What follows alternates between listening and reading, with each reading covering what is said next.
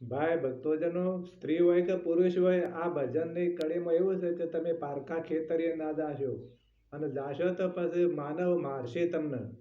એટલે બ્રહ્મો સમજાવે છે, પણ તમે બ્રહ્મો સમજી તો જો તો સારું. પારકા ખેતરીએ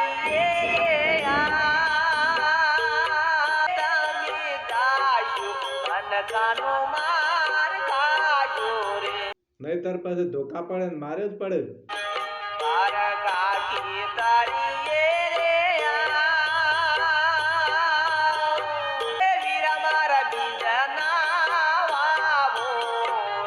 પાછળ માર હોય ને એટલે બેખમાં તો વાબો રૂપા જ્યાં હોય ને તો બિયારણ તો ઘણા લઈ જાય, પણ વાબો રૂપા જ્યાં હોય ને તો તમે બાવળી વાવો ને તો બાવળી ઉગે ને પછી કોટા કોને વાગે? તમને વાગે. એટલે બીજ વાવતા પહેલા વિચાર કરો ને કે પછતાવાનો વારો આવે.